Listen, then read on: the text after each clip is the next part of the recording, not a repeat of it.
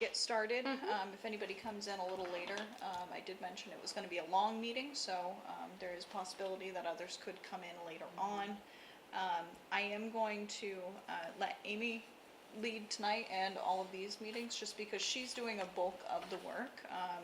A lot of the work that we have so far, Melanie Weston was helping with, so she's then taken that work and worked with the other planners that are at KVCOG, just to really look through the grant requirements, where we're at, what we need to have added in, and then we're going to be doing a little bit of a reassessment of the work that's already been done, and then adding in a few chapters. And with that said, I'm just going to let you lead. Okay, so to start with, I would love to hear, because some of you have read some of the previous chapters before we dive into the historic chapter. Reading some of the other stuff, is there any ideas or concepts that you kind of want to lead out so that when we dive into future chapters we can kind of get into that mindset? Specifically for the historical and archaeological resources, or? Overall. The ones that we've done so far? Yeah. Oh, gee. This is my first meeting, so I don't know. Okay. Hard to remember. Okay. This is my first meeting, so I'm not sure. Sounds good. So It's just that, as I mentioned earlier, that I see a distinct difference yes, in the writing between this and previous. Yeah. Yeah. So you are correct. There is several differences, which is kind of why I sent the newer ones over to Cheyenne so that she could get them over to you guys for you guys to review. With that said, even me going through some of them, like with the community profile, I noticed a few things that could use a little bit of updating, and then just making sure all of the checklist questions have been properly answered. And then once that's all said and done, I will get it cleaned up in a format that is presentable, not white paper status, just, more of a presentable. The other piece that I did talk to Cheyenne about for all of these chapters is I would love pictures from the community. She has sent me a handful already, but I would like to incorporate pictures into each one of the chapters that kind of showcases important features or just landmarks of the community to kind of tie it all together and make it more personable. Can I just interject? Yeah.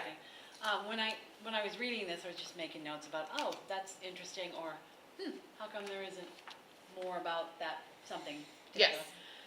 In the historic and archaeological resources, I don't know what needs to be in there and what doesn't need to be in there. Yeah. I just noticed that as a grandchild of French Canadian immigrants, there's not a lot in here that isn't Eurocentric farmer, which we had. Right. Then there's a big piece when the mills came in, and there's nothing about the people who worked in the mills. It's just about the people mills. who owned the mills. No, that's a good insight. I mean, if we're talking about historic resources and preserving community and oral history as well as photographs and stuff like that, I'm not just saying just the French Canadians, but there were a lot of people. There was a huge influx of workers for all of the mills, and I just didn't know if it was just, we just haven't fleshed that part out yet. Also, I know that there's a couple of East Madison people here, and the historic societies is referred a couple of times as historic societies, but the East Madison Historic Association is very specific that is how they want to be referred to, and that is their name.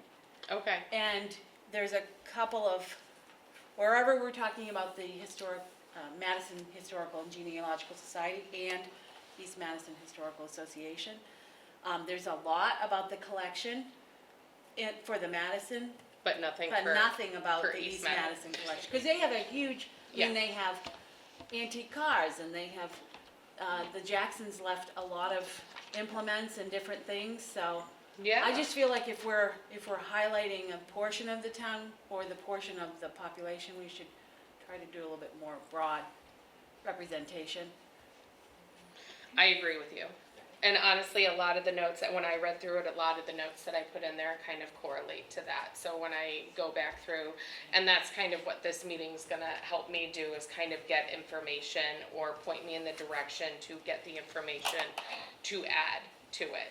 Because we do want this to properly represent the history of And I don't live in Madison. East Madison, but I have Yeah. heard, I'm a lifelong resident, and I have heard over time that East Madison is under, I don't know if I wanna say underrepresented or underrecognized, or not, just kind of lumped in with the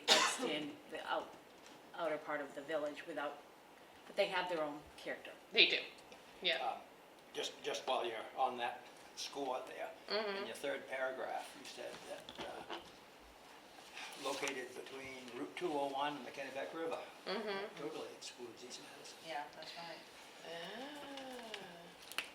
Well, in that We go all the way to- paragraph, we go all the like, way to Cornville line. so when I was reading that paragraph,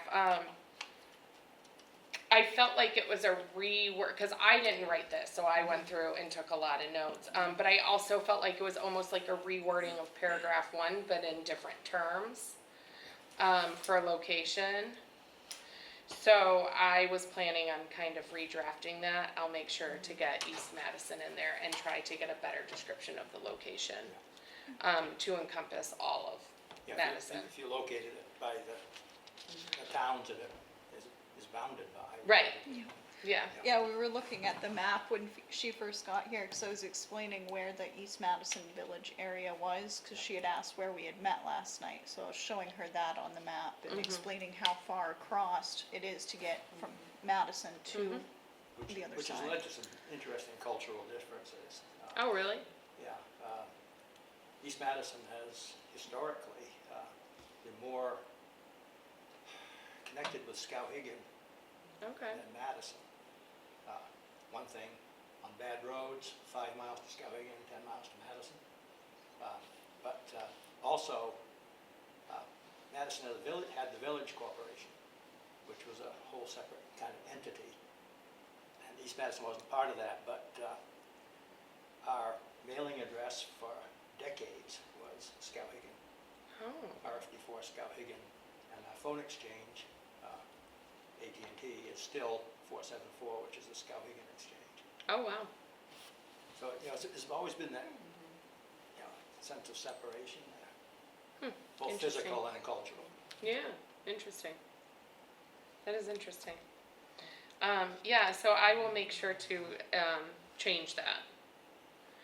And then the other piece I wanted to talk to you guys about while we're on the front page here is the Wabanaki habitation. So one thing I picked up when I was reading this was like right there they talk about the overall tribe as a whole, but then throughout the rest of the chapter they really only talked about the Abenaki, which I know is a part of the Wabanaki. So does Madison kind of define themselves like from the Native American history more with that specific sector of the Wabanaki, or are there more that kind of define it? The Wabanaki is more of an all-inclusive term, Yeah, taking in the Penobscot, the Passamaquoddy, Right. the Micmac, etc. The group that actually lived here were known as the Norridgewocks, or the Norantzawak. oh, Uh, okay, And that was, they were related with the Raleigh Mission and connected with the Odanak Mission up in St. Francis, Canada. oh, okay. And from a proofreader's point of view, Father Rawls mentioned at least 6 times, and his name is spelled at least 3 different ways. I did notice that too. So, I spell it R-A-S-L-E, but there is a Saint Sebastian Church, and then there is Sebastian. So I don't know if Sebastian is spelled exactly the same. Saint Sebastian is a different person. It's not Saint Sebastian Rock. But That is. that would, no, Saint Sebastian is a different, Sebastian. Sebastian Rawls' Rock. name was Sebastian. Yes, but the Saint Sebastian Church is not named after Sebastian Rawls, so I don't know for sure if it's spelled I-A-N at the end or not. Yeah. But that would be, I've got some books at the library, I meant to check that today, but, sorry. Yeah, no, that's good input. Yeah, because they did kind of, I think what would be helpful in some of the area, because it says historical narrative and timeline, I think what I would like to try to put together in this is a visual timeline as well. To include, like, you know, I know they talk about the early settlement and it's English settlement for Madison. They kind of jump into that. They just briefly mention, you know, the Wabanaki tribes living here, and then they go into, well, here comes the English and they killed them all. And so that I kind of want to expand it a little bit more instead of have it be so like, here comes the English and they wiped them out at this war. And the other piece that there's not a lot of information about the Dummers War. I think I want to look into a little bit more information into that. Locally, you guys probably know what it is. But I don't actually know what that is. And No? I've lived here forever, so. But I'm sort of biased against, as a child of French Catholics, I'm biased against the English, so I'm like, I don't care. Thank You you, know. Julie, I appreciate it. You're welcome. Well, I'm just saying, you know, when you grow up and you grow up in a certain culture, then the things you learn or don't care whether or not you learn. I mean, I don't hate English people, I'm just saying. right, Were the English the only people here? Maybe. right. Well, and that's kind of what I want to get into with Were it. there Scottish trappers? Were there, you know? Yeah. Who else was here? We have record of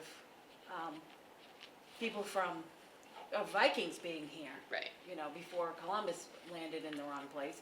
So it would be interesting to know everybody who was here, or at least put it in that timeline. I Right. mean, we have a lot more information about, you know, the founding families or whatever. But it's been my experience that the founding families were instrumental, but that there were a lot of people whose names didn't, for whatever reason, didn't get recorded. Right. Right. One thing that may be interesting to kind of look at in this timeline piece is, so some vital records are public, and every once in a while at the town office in the capacity of clerk, I've had people come in doing lineage on their families, and Yeah. I really like those requests because I get to learn a lot. And you can look, we have the old books, and there'll be like 8 records on one page, and all marriages, deaths, births Yeah. are all separate.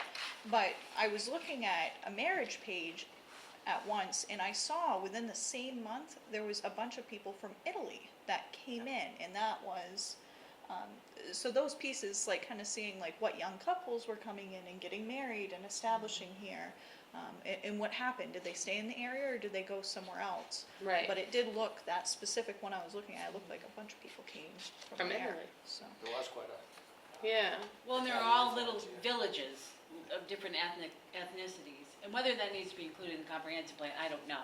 I just feel like if we're including, Certain what are we groups. including and who are we excluding? Right.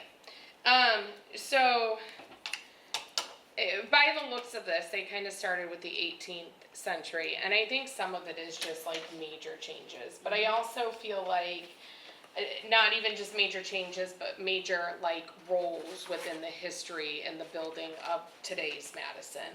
So I think that looking into the like French Canadian settlers and like the work that they did and why they were important here is going to be important to include. And then I think kind of rewording the Wabanaki information a little bit, and then figuring out what the Dummers War is. I think that would be helpful because it's mentioned, but it, you know, and then it goes into it was destroyed, but it doesn't really talk about. It says ending the tribe's presence at Old Point, but it doesn't really talk about like where they went after that. Like yes, that part of them was destroyed. Further north. Did they go north? well, Okay. yeah, north and east. Okay. To the other tribes. Don Socotoma, one of the leaders of the Passamaquoddies, has Norwich Walk ancestry. Oh wow. And numbers of others, and some are in the area. Very cool. I had a number of students who had ancestry that derived from here. Wow. Okay, so like, I mean, just little stuff like that, might be helpful to just kind of include in some of it. This highlighted paragraph you guys see, it's just a matter of kind of putting it somewhere where it fits better. So when I rewrite it, I'm gonna see where it's gonna fit better. And again, we named just a couple families. I don't know if we need to name more families. That paragraph is very short, and I feel like it could house a little bit more information. There was no information here that I can remember on the Westons. They were pretty critical. Right. Westerns were family. Well, yeah,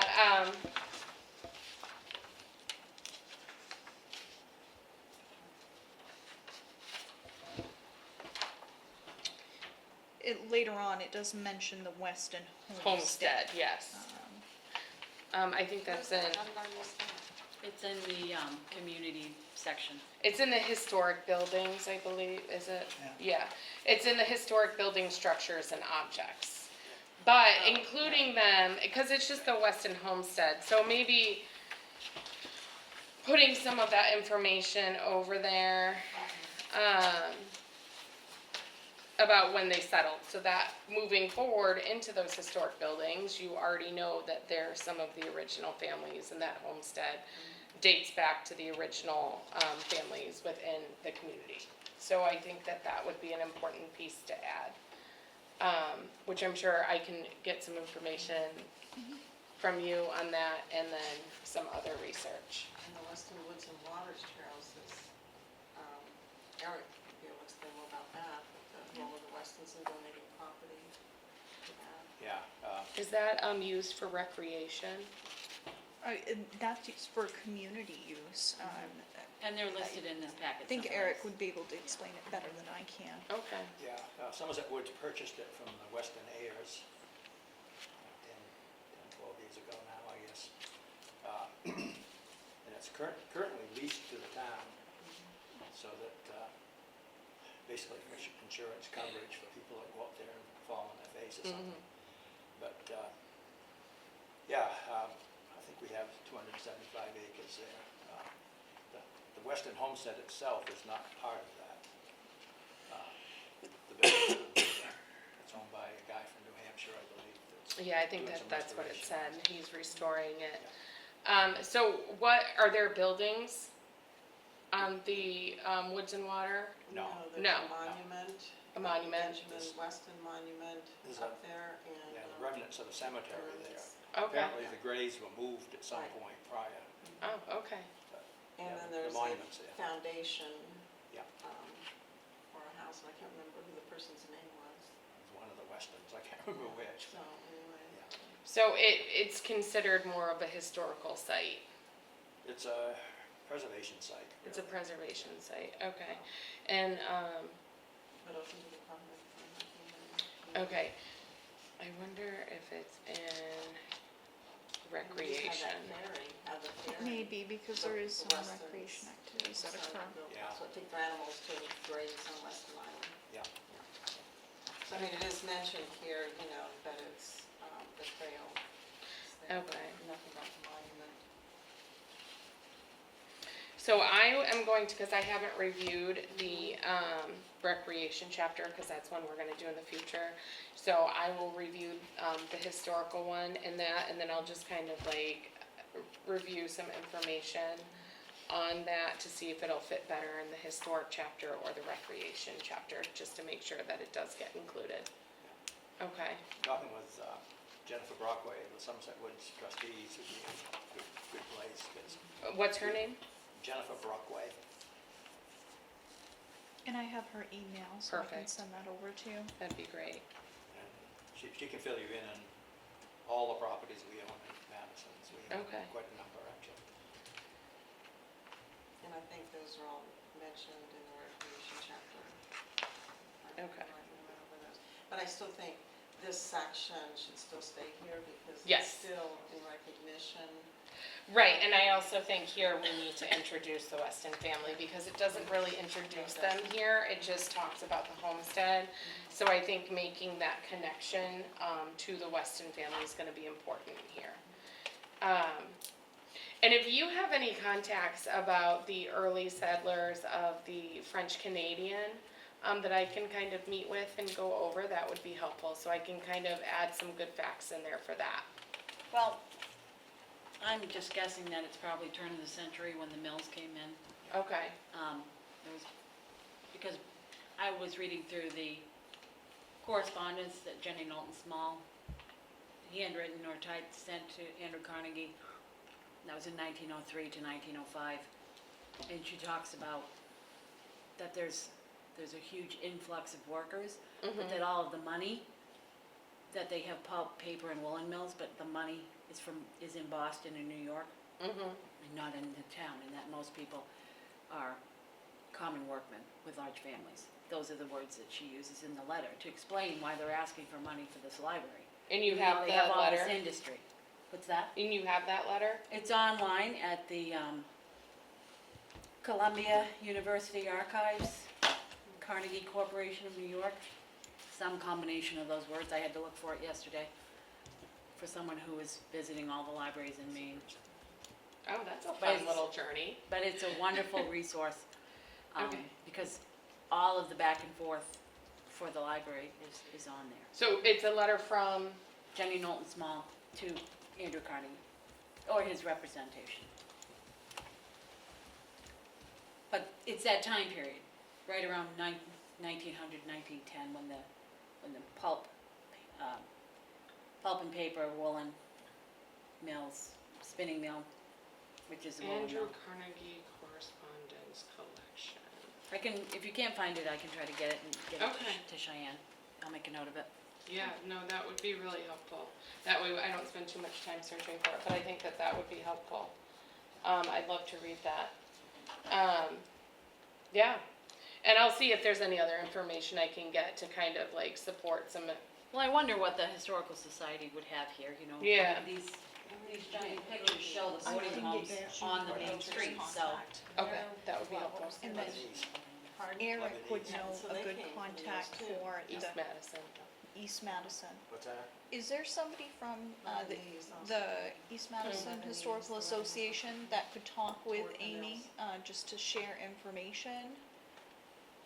And just kind of have like that one-on-one and incorporate the East Madison, I side? could do some of that, You can? my wife can, Well, I was or, thinking Okay. either you or Sue or anybody. yeah, Stephanie Hawk, she's Yep, vice president. Okay, I have her contact information and She's done a ton of genealogical research. okay. Yeah. Yeah, I think that, this introduction and historical narrative and timeline could be bulked up a little bit. I know that with the comp plan, they don't want it too big, but I also think that it's important to include like things that really shaped Madison. And it sounds like the influx of the mill workers from various cultures kind of helped shape Madison. So I would like to capture that in there the best way that we can. It's kind of interesting, you start looking back and digging into things that aren't talked about. Yeah, The French Canadian and other non-English background folks. yeah, Yeah, welcomed wholeheartedly. In fact, Madison had one of the more active groups of the KKK. oh, My father remembered them marching in the streets, and it was anti-French, anti-Canadian, anti-Catholic. yeah. Yeah. Well, Whether you want to put that in the comprehensive plan or not, I don't know, but it's part of our It's just more history, new, I think unfortunately. what you're saying, Eric, is that any town's history is more nuanced than, yes. and then this happened, and then this happened, and then we planted our fields, and then, Right, and it's Yeah. great for like historical books, and we wanna like sum it up for the comp plan, but I also really do want to include the historical pieces that really shaped Madison today. Because when we move on to like working for like future land use and looking at what we want to do moving forward for Madison, I think it's really important to understand what built Madison. And it sounds like those are some pretty important pieces. I haven't been through it yet, but you mentioned the paper companies coming in. Yeah, Garrett Skank should be noted there somewhere, because he was pretty much the founder of Great Northern Paper Company. So I think that this paragraph needs a lot of work. That was one of the paragraphs that I was like, the way it's worded, it says a company organized to make wood pulp and purchase the title to make power from the dam is the opening, and it doesn't say what company. And I know that the Great Northern Paper Company kind of changed names a couple times throughout history, so I think that it's kind of important if I can even visualize it for people, like it was originally built here, changed owners and names here, and eventually went to this, because didn't it eventually get bought by the Madison Electric Works too? Is that part of its history? Or is that a separate one? I think so. No? Okay. I think I heard that. Well, I was just briefly working, because then it goes into, in the same year, that's when the Madison Village area with a separate fire and police department and electric works was built, in 1888. And then, so it really just, it doesn't name a company, it just says a company organized to make wood pulp and purchase the title to make power from the dam. So, interpreting that, I'm guessing it's Great Northern. If it wasn't right then, it evolved to that. Right. So it's not clear. So that paragraph, I really do want to kind of open up and shape. And then it also says, by the turn of the century, the company would reorganize as the Great Northern Paper Company. By 1947, the state legislature would dissolve. The organization of the Madison Village area and the fire, police, and electric works became departments of the town. So it is very brief. It does hold some information.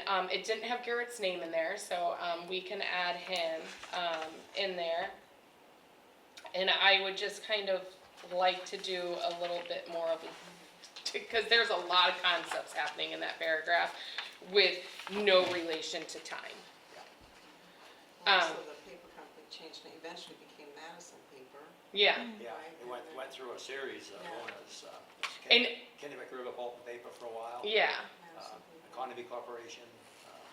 So I think for that, either like a visual timeline to just kind of throw in there would be helpful, or even a table showing as it changed versus listing it all out. I think I'm gonna look at doing something like that for it, but I think that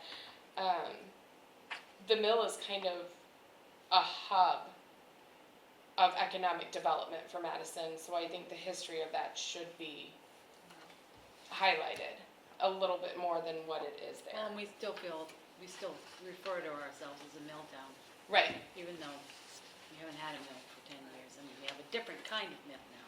right.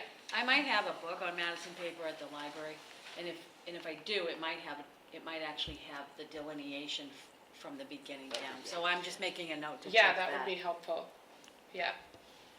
Now, I know there's an agricultural section for this, but agriculture was pretty prominent here too.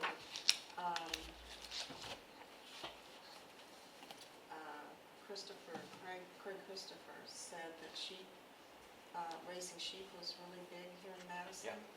Mhm. And that Madison was the biggest sheep producer or something in the state.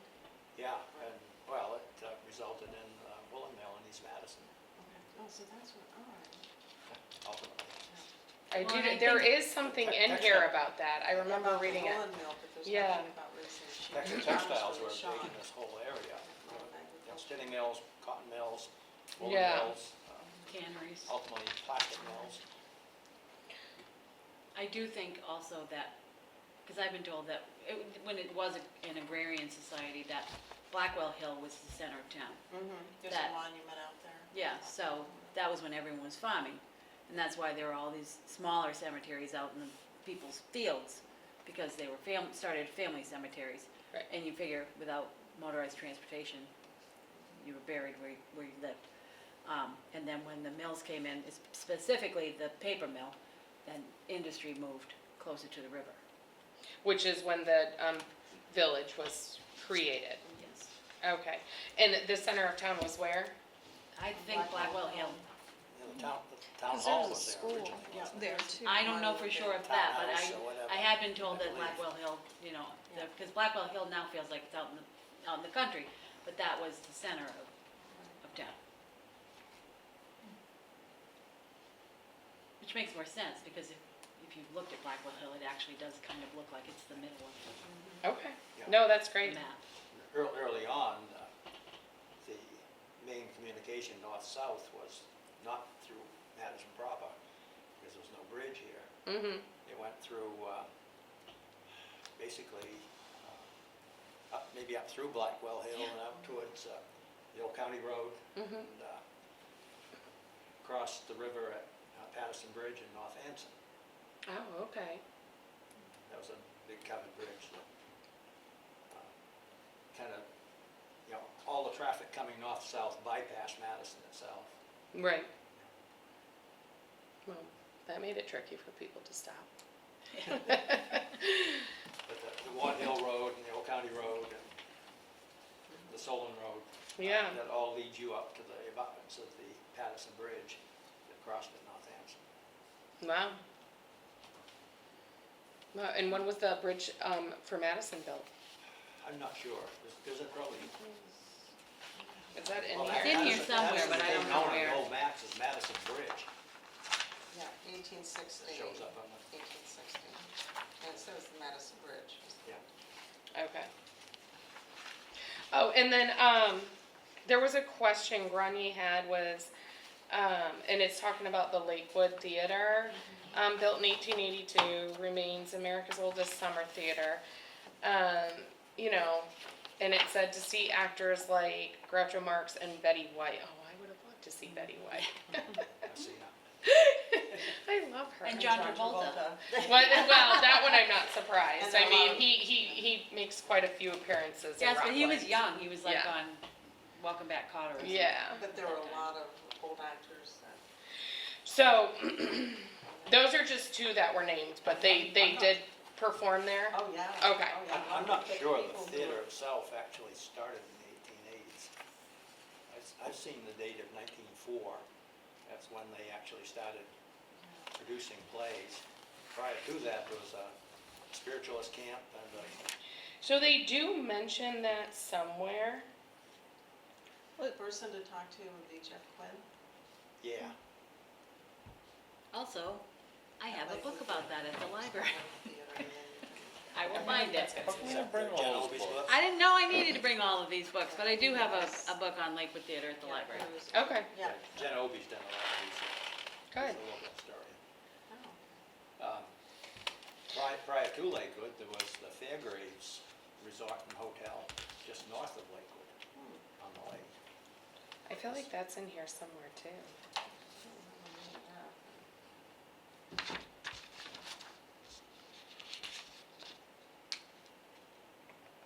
For me, if I have a book, then I don't have to reinvent the wheel Right.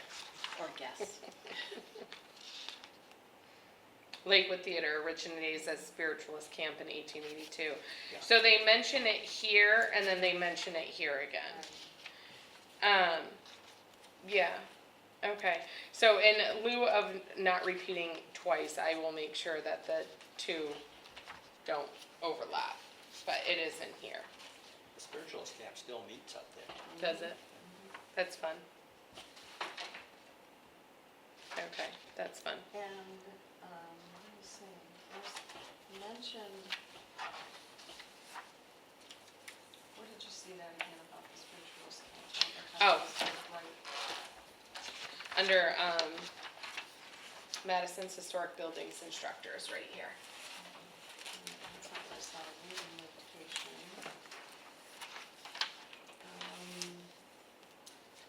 mentioned the trolley.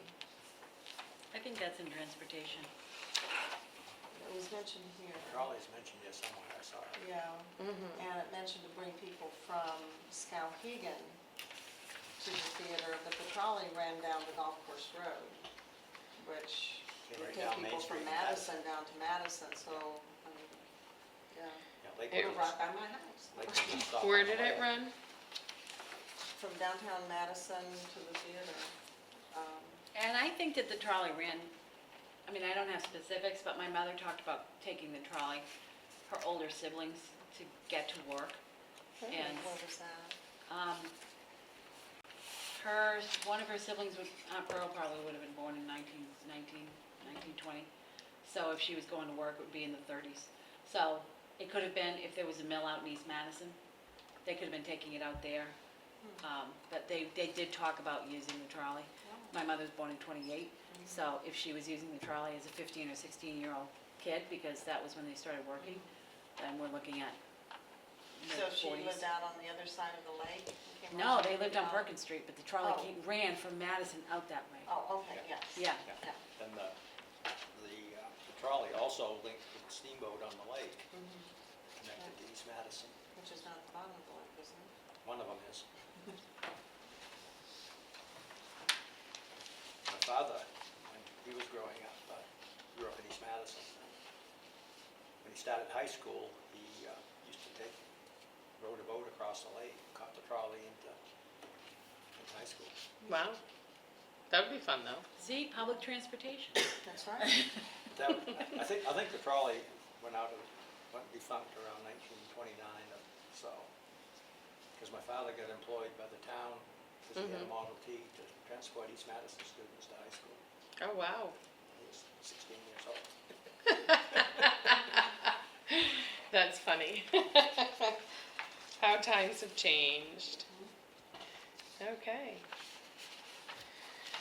All right, so it looks like we've covered the intro and the historical narrative and timeline. Is there anything else in the timeline that we feel we need to address, or are we ready to go on to the archaeological resources?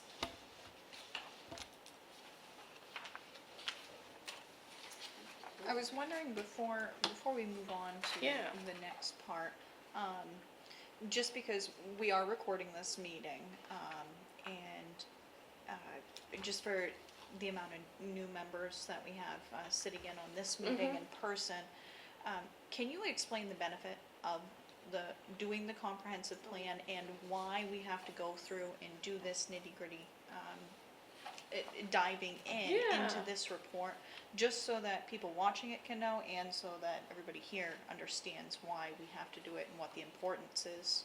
Yeah, absolutely. So for everybody here, I'm not gonna be able to do it for the, camera, but we can kinda go over this. So this is a brochure that she handed out at last night's meeting to kind of go over like, why do we need a comprehensive plan, okay? So enact legislative zoning. So when we get through this, there are a lot of maps. And some of them, you see the land use planning map there. Some of those you'll see, when you do ordinances, you have to know your zones. And part of the comprehensive plan takes a deep dive into where these things occur, why it's important. As far as the historical chapter goes, looking at ordinances, like you don't want to approve somebody's subdivision that's going to go and destroy a historic site, whether you know it's a historic site or not. So kind of going through these, getting all of the information, knowing where early settlers kind of were, it gives you an idea of what areas could possibly need protective. And then when you draft your map, you can kind of show it. So moving forward, when you look at drafting new ordinances, you can go, I don't know, we're gonna have to kind of really take a deep dive into that because that might be a protected area. So that's one way to look at it. You go on, it is kind of a requirement of the state as well. So most communities, like, it's like a 10-year type thing. Your last comprehensive plan was drawn up in 2014. At this point, some of it is out of date, some of it's not, some of it's relevant, some of it's not. There's a lot of changes that continue to occur. So part of the state is kind of, regulations is just kind of keeping up with it and allowing the communities to kind of come together, bring all the knowledge back together, rebuild and reassess what the community wants to see for the future. And then, and again, so this is the state growth, and again, that's kind of like when we get through all of the technical chapters, we're gonna get into the future land use. And that's where we get to talk about, where does Madison wanna go? What goals do we wanna move forward with? Where do you see Madison in 10 years? And so going through these steps really gives you a broad picture of the town as a whole, seeing areas that could grow and how to help it grow.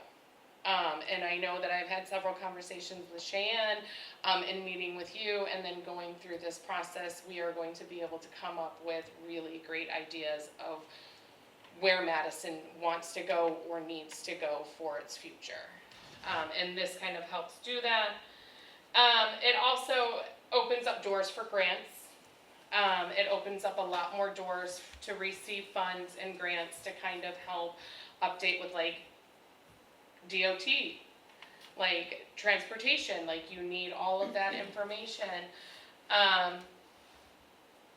Yeah, and then funding options, it just opens the door for a lot more funding options, and then you also are able to meet like the permits and the state requirements per the different departments. So it is important. It is really important to get the community involved. I know up to this point, the community hasn't really heard much, or they don't know what's going on, and so my goal right now, as we kind of dive back into this, is to really hear what everybody has to say. And then we can kind of adjust chapters, include data that people feels is important, and just kind of give the community a voice in the process as well.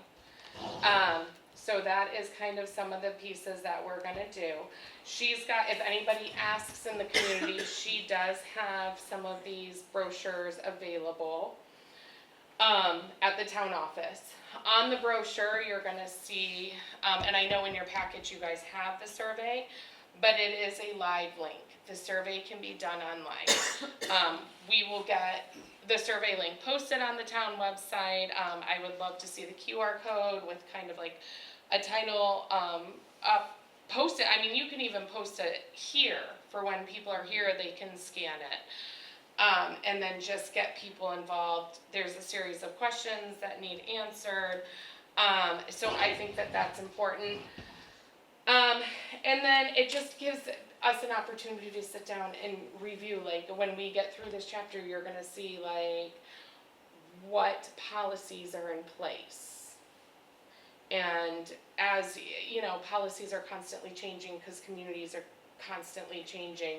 So it just gives us a chance to kind of take a deep dive and go, oh, well, these are important, but it doesn't look like our town ordinances or policies that are in place protect this or give us room to do this. So being able to pick apart the entire town in each one of these very technical, heavy chapters gets us to a point where we can go, this is what we need to do. This is where we want to see Madison go. And I know this is the hard part. It's hard. It's going through the technical information. But it does. You will see once we get through it, and then we get to the future land use chapter where we kind of start pulling everybody's ideas and where they want to see Madison go and get it on paper. I think it'll help kind of pull it all together. So as you get your chapters, polished and kind of ready, Yeah. are those chapters going to be available like through a link on the town website or Yes. something, Yes. So before they're permanent? yes. absolutely. So as we go through these chapters, like I'm gonna take all of the information that you guys give me today. I'm gonna reach out to the resources that you guys have shared, and I'm gonna polish this up. I'm gonna add information, I'm gonna revise it, and then I'm gonna format it so that it looks in a presentable format, not like a college white paper. Right now, you look like you're reading something like a white paper, research paper. So, we'll get it formatted, and then, like I said, add pictures. I really want pictures. I know that there's some great sources for the historical chapter here and at the East Madison one. I want to incorporate those in there. Like I said, in going through this, I would like to put in like a time, make it more visually aesthetic, and those visuals can help break down the data-heavy sections, okay? But yeah, so everything will be ready for the public once I get through them. Thank you. One thing that I did want to share, upon researching the importance of having a comprehensive plan, because that was something that I needed to learn too as a new town manager. And one of the conversations that I've had with some board members, some members of the public, and department heads is a lot of the immediate planning. One of the types of planning that we had looked into was CIPs, which is capital improvement plans. Well, we can't have a capital improvement plan without having the foundation of a comprehensive plan, because we have to follow the state guidelines in order to actually plan out what we're going to do with our capital funds. So just to give everybody an idea of what the long-term benefit of having the comprehensive plan is, as well as what it helps us now as we start to try to do new things, which is in the capital improvement plan, that's just trying to budget better and organize better immediely now. So I just wanted to have that general note out there before we continue into another heavy chapter. Yeah. Did you bring any of those brochures with you? I didn't bring any for tonight, but I do have some at the office right now, and then now that we've actually proofed everything in the meeting and everybody has been able to have a written copy of the packet, that information will go up this week for everybody. We just Yeah. need to have a meeting first. And if you guys know of areas that would be good to like kind of put stacks of brochures, I mean, you can touch base with Shan and we can get some like printed and folded and put, you know, like I'm not sure if the library has places to put brochures for people to take, or the historical societies, just kind of put them in. That way people can see it and take it, and then, you know, the more people that take part in the survey, the better. Because it just helps kind of shape a picture of what the community kind of sees. So Mark, this could be mentioned in, when we have the brochures available for the planning board too, and bring that up. Yep. This is because people watch that on Zoom, so. Yeah. And just knowing some of the new things coming in, so as we Right. get to the, we're doing the history right now, but what about the immediate? Like the last planning board meeting, we had a discussion of a new dentist coming to town. That's huge, especially is. hearing how many residents that they're, not just residents, but clients from all around, when they're in the thousands serving for dentistry, that's something important to note at the same time. Right. That's good. Well, and I think when we get to the local economy chapter, those are some really good things to hit on, because I know you had mentioned that there's a new restaurant coming to town. Yep. Or recently opened. But the local economy chapter is mostly done, but just some of that current information and like, you know, businesses that you either need or would like to see come. So that is a good thing to discuss when we get to the local economy, because those are huge. Yep. Might be able to dredge some information up from the lake community, Yeah. which is a kind of a community unto itself out there. It comes and goes seasonally, Yep. but Yeah. nonetheless, it's a major producer of income to the town. Oh, yeah. Yeah. I know I live down a peninsula. I see lots of summer people. Yeah. Well, their taxes count for 12 months, so. They do. They absolutely do. I know our neighbors are weekenders. They just bought the house and they're weekenders. Lovely family though. Absolutely lovely family. Okay, so does anybody have any questions about moving forward or why we're gonna keep doing the comprehensive plan or about the comprehensive plan? No? Okay. Pretty good overview. Good. Yeah, and then I may try to, because usually there's like a community kickoff meeting, and we had talked about doing it during the special, because it would have been ideal to do it at the annual town meeting, but that did not happen, so I know that the planning board is discussing a special town meeting. So we may work at, kind of coordinating a community kickoff comprehensive plan meeting too, to kind of get the community there for that as well, okay? And then we'll have the brochures and I'll be able to present as to why, and then by then we should have at least a couple of the chapters online for like finalized for review, so that people can kind of start seeing what the final work's gonna look like and as we move forward, okay? All right. So moving on to the archaeological resources, I did not see, like, I think that the beginning of this is written fairly well. The one thing I did have, it's just mentioned, but it's not explained, the Caratunk Carry. Okay, I wonder about that term myself. Yeah, I always heard of this as being Norridgewock Falls out here. yeah, Caratunk Falls is in Solon. right. That's why I was a little, suspect the Caratunk Carry is in Solon, yeah. and this would be the Norridgewock, What, around Norridgewock Falls, and that carry was on the Anson side. okay. So I will do a little bit more digging because that just didn't make sense to me. No, it's, yeah, I was reading through them, what? Yeah, no, that was Makes sense to me, yeah. that was the first one. Did anyone else have any comments or suggestions for this section? For just that first, For just that first section? no, good. Okay. Yeah, I thought that one was fairly well written. So, moving on to the next page. It can be a little bit jumpy, and I apologize for that, and there's no like paragraph leading into some of it, so I think that some of the wording will just kind of flow a little bit better. But the one thing that it talks about is inserting a table. Like, I would like to put a table of all of it, the 8 documented prehistoric archaeological sites. I would like to put a table and list them. Now, in your packet, there is a map, and if you look at the map, they are shown on the map. But unless you have the PDF in front of you to zoom in, it's not, and they're each labeled, it's not really showing. It's kind of hard to see. So it looks like this one.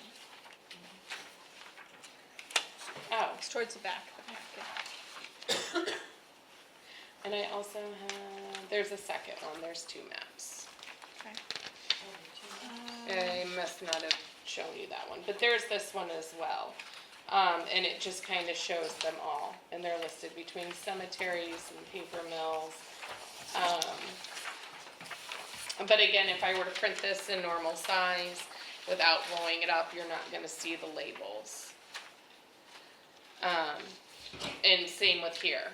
So I would like to get associated tables for the 2 maps. I don't think I sent this one to you.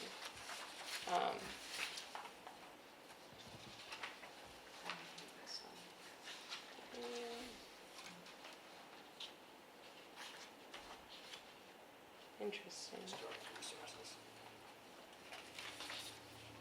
Yeah, that is interesting.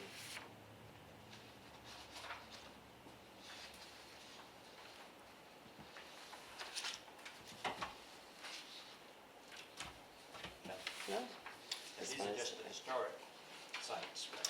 Yeah, so this one depicts them as like National Registry eligible, not eligible, and undetermined, which kind of goes into this top paragraph. And again, I would like to get a list, a table that lists them out and then reference the map, because Are you looking just historic or prehistoric as well? both probably. I've worked for MHBC for over 20 years. Oh, awesome. One thing we don't generally do is pinpoint prehistoric archaeological sites. Some are well known, like Old Point. You know, Well, you there's a walk into reason it for and see that. it, but People would like to go dig. Yes. Site looting is a serious. It is very serious, so yes, we don't pinpoint But those. there are a number of documented prehistoric sites. Well, I think the important piece to that is not so much to include them here, like on a map, but for the town to know, so that as like, you know, if someone wants to go and buy land, and then if the town doesn't know, and then they give them permission to go dig it all up. So, I think the undocumented ones, I think the town should have a list and a map of those. Yeah. Something the planning board should have, because we've never had Yeah. anything like that. I think that is going to be essential. Yeah. Maine Historic Preservation Commission,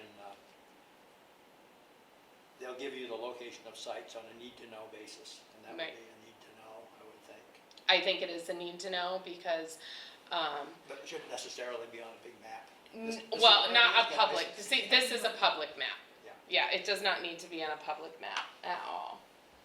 I'm interested to know, cause that one's not, And as for like a list, I think that would be helpful in one of our recent conversations, like when we were talking about the boat landing, for like the town to have their property as well, and then the grants that are associated with it. Because like what we had discovered about, the boat landing and doing replacement and things like that is some grants you're locked in for certain like use of that, or you have to do certain things, and having all that information for just the town office, especially coming back and doing this again would be helpful. Cause it may change, like Yes. who's involved in it, and somebody may not remember. Just FYI, the public beach is an archaeological site. It is. yes, I did not know that. Go out there after spring thaw and you can pick up artifacts. I've Really? got quite a bunch of them that I've rescued. Wow. wow. Yeah, see, and I think stuff like that is very important for at least the town, especially, when we get to the back of the chapter, you'll see that there's no real ordinances in place to protect historic sites in Madison. And again, that's another important reason to do this, is because you can, I mean, future growth involves the development of unused land. And so moving forward, it's important to know what can be and what can't be done on certain parcels of land. I did have somebody reach out by email just a week or so ago. Very pleasant. I'm a metal detector person. I'd like to come and, use my metal detector on your library property. Is that allowed? And my first thought was, no. But then I was like, I don't know, is that allowed? So I contacted Cheyenne, and in the meantime, because when you're waiting for emails to come back and forth, I just typed in, because we're on the National Register of Historic Places, the Right. library is. And what I found on the internet said, Maine law states that for nationally recognized historic grounds or buildings or whatever, you can't keep anything that you find. So there was no point of this person coming and metal detecting on the property. I sent him an email saying, state law says it's prohibited. So good luck with your metal detecting, and Right. that was that. But I didn't know if that covered everything, or if we actually needed a town ordinance to cover town-owned property that isn't necessarily on the historic register. Yeah, that would be probably a good conversation to have one, to kind of take a deep dive. It's probably not looked at. most communities probably haven't looked at it too much, because I think metal detecting is starting to kind of become more popular. But that is a good question. And also just on like open fields, I know there's people that think that because it's an open field, they can go do it. But that field is owned by somebody. So that would be a great topic Well, of and a lot of discussion, people future feel like discussion. town-owned property is the same thing as public property. Right, it's not, So, you know, if the town owns the property, then anyone who lives in the town can, it belongs to them, but that's not true, no, you know, yeah, it's not the same thing as, I don't know, national park or something, right, that's held in trust by the government. Somebody owns that, somebody maintains it, and, you know, just because something is a public building doesn't mean you can go and live in that public building or on the property of that public building, so right, there are rules. yes. Yeah.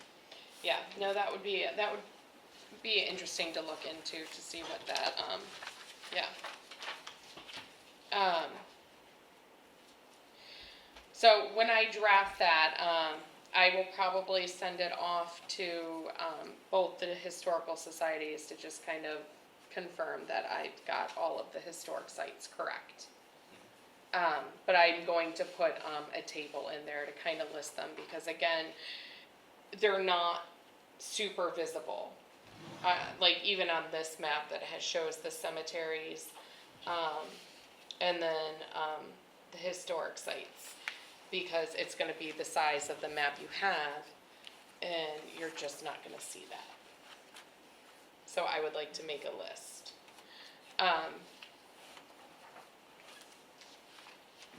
So this one says, like, a professional archaeological survey for prehistoric sites in Madison has been done for the banks of the Kennebec River upstream. Where is that survey? At MHPC. At MHPC? And it's, I worked on that. did you? So it's not for everybody's eyes? No. No, okay. I just found it interesting, that it's mentioned. But that's all it's mentioned. So maybe I should, I'll have to think about how I want to keep that in there. Yeah. Because the town can reach out for the purposes of like Town planning. town planning. Yeah. Yeah. And then maybe they just, instead of listing them as archaeological sites, put it under protected resources. Yeah, it could be, yeah. Yeah, Yeah, I worked on the, above the dam. yeah, 20 years ago, probably. wow, But that was in response to the paper mill at the time raising the flashboards, putting in those inflatable flashboards on the dam, yeah, and it would have raised the water level, which could create erosion and damage sites. So we did a survey up through there. wow. Probably not to worry, we didn't find a whole heck of a lot. Yeah, down where I live, you can get into the shell middens, and Oh, yeah. I haven't gone digging in them, but I like to go look at them. Yeah, And they're very endangered now with the They rising are. sea levels. they are, yeah. Yeah, there's 2 of them right by my house. Yeah, The biggest archaeological work down here was done at Old Point, again, 20 years ago or so, by a team from the University of Maine at Farmington. And they I feel like I've read excavated around the Rawl Mission and yeah. that general area. There's 3 or 4 sites down in that vicinity. I think that one's listed somewhere. I remember reading You about that. mentioned it, I think it was mentioned. Yeah, yeah. So other than that, I think I just want to get kind of, because it kind of jumps into that. And so I would kind of like to get a lead paragraph, and then I'll just kind of reword the survey so that people don't necessarily question it the way that I did. And I'll get a table listed in there, because I would like to list all the sites.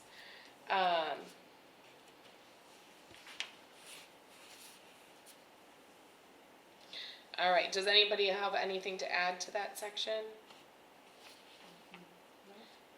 I mean, the existing future threats, it talks about the natural shoreline erosion from flooding and fluctuating river levels, the development pressure along the Kennebec River corridor, which I think it's gonna be important to kind of know where those sites are. And then, of course, recreational disturbances.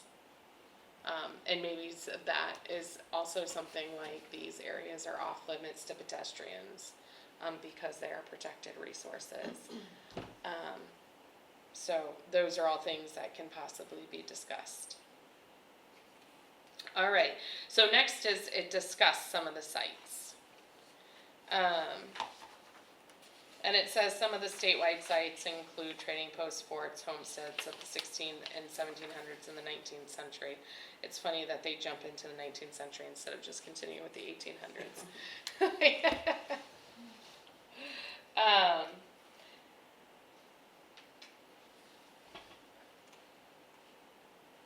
All right. So this is an undetermined one. I mean, there's only, as of March 2025, one historic archaeological site has been documented for Madison. So we know that there's more that are documented on this survey. So I don't know if we keep that in there, or I'll have to think about that one. Because we know that there are more, and we know that that one's listed. Do we keep that listed? It doesn't, It's plain and, right in plain view with all the monuments and is it that one is? the walking trail down there that was done a Okay. couple of years ago. Maybe I'll change it to a well-known, documented. Because it does want to say no professional townwide surveys for historic archaeological sites have been conducted. Right. So it's just like, so no townwide one has been done, Right, but pieces, yes. Okay. Where it is publicly known, is that something we could get a picture of, or would it be appropriate to put a picture to include in of the monument or that area? One of the The monument monuments? for certain. Yeah, the monument would be great. So is this is farther out, Right. this is what we're talking about? Yeah, it's farther Yeah. out, You gotta be a little down at the leery of pines. sensitivities of the Wabanaki people too. Yeah. Right. There's a young woman, lives in the area, not from Madison, but, Molly Obamsawin. I don't know if you've heard her name or not. Mm-mm. She's a direct line descendant of Chief Bombazine, who was murdered by the English at Bombazine Reps. Hmm. And she's quite intense about preserving Wabanaki culture and land and all that, so you gotta tread a little carefully. Right, you really do. Yeah. Yeah, you're Well, right. in years past, Madison Anson Days was called Father Rowell Days, and there was pretty significant pushback.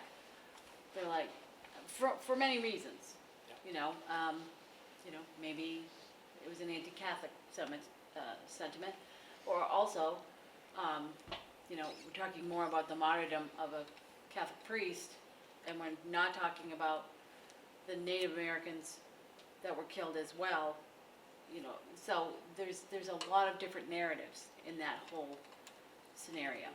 Yeah, And so how do we present that right. without having a huge slant towards one piece? Right. No, I agree with that.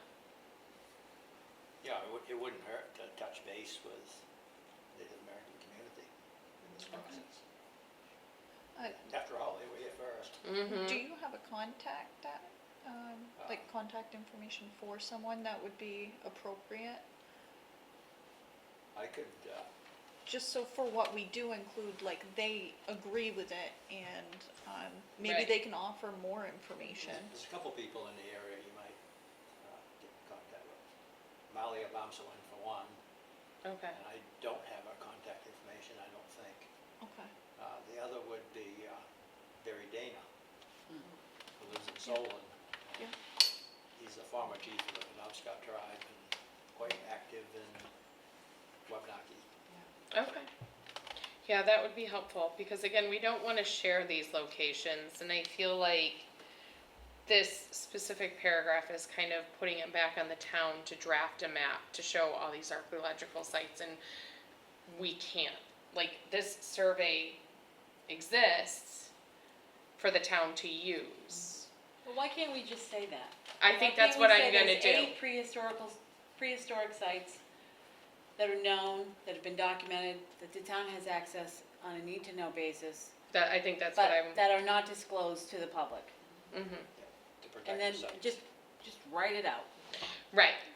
And then I think just for the town to be able to access it when they need it, and then maybe even have a map on hand so that as properties sell and get developed, it's a quick reference for the planning board to be Well, able then people to. aren't surprised. They're not like, well, I never even heard of these things. I mean, it's in there. It's in here, We're not giving And you it's- specifics for a reason, Right. but if something comes up, we have access to that information. okay, And that's what the CEO would have that information. Yeah. And incorporated in the packages, the applications that come to the board. So if Yeah. an application came in that happened to involve one of those sites, Right. it's an immediate, it's, And the there's no CEO would guessing know game. about Yeah, I this. think that that's an important one, especially like, cause you guys have some prime real estate along the lake, and I know a lot of them, are probably along the lake. And, a 250-foot buffer on that lake is already protected because of the shoreland zoning. But if it's further in than 250 feet, it's not gonna be protected.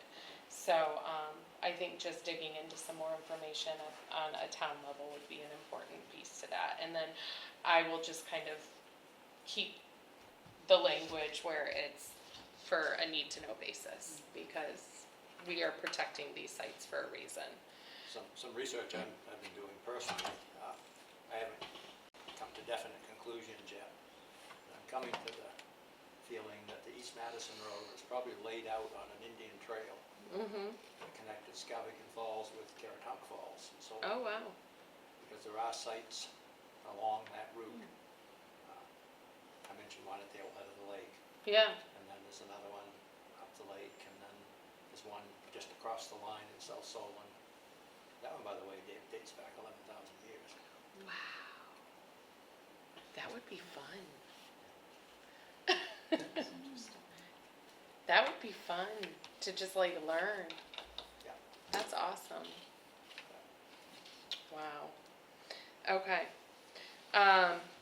Yeah, and I think just touching base, especially with the intro section of this and the information that, because again, it was very abrupt. The English came, they, they started the war, and then the Wabanaki were essentially slaughtered and the Remainers moved north. So again, I think that including them in this to just kind of almost get their blessing that historically this is how we want it seen, or this is accurate. I think you are correct in that. I think that that's an important piece. So I can reach out to, we can see if we can get a contact just to kind of get some input from that. So, and then, moving forward,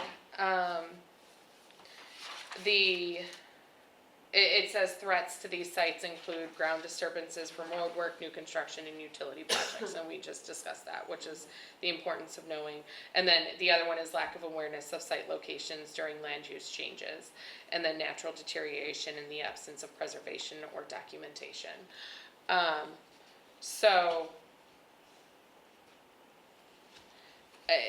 It discusses the future planning. Future development planning should include provisions for archaeological review in historically sensitive areas, especially when ground disturbance is likely. Identifying, documenting, preserving these resources will help Madison protect and interpret its unique historical legacy. So I think some of that is, again, finding out where these sites are and then almost developing like a protected map, but doesn't say what it's like, doesn't necessarily say these are archaeological sites, so it's not drawing people to them, it's just protected resources. Especially for the planning board moving forward, so that we know where people cannot go. Okay. And then we get in, and we kind of touch base on this, with the two, historical resources. You've got the East Madison Historical Association and then the Madison Historical and Genealogical Society. The one piece I did notice was there was a little bit more detailed information about this one here and less about the other one, and I did make a note. I also would like to include the location of the East Madison Association in this paragraph, so that it's, because the location for this one is here, I would like to include that and then some more information. So I will reach out to you to see about more information to include in 1108 that. East Madison Road. Oh. Perfect.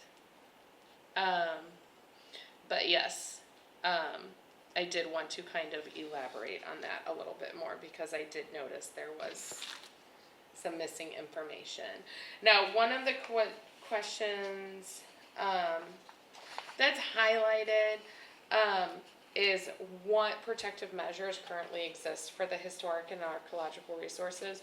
From what I'm gathering, there really are not a lot. Again, that would be looking through some of the current ordinances and seeing if anything's in place. I did a brief overview and I didn't really see a lot in there, but I didn't do a deep dive.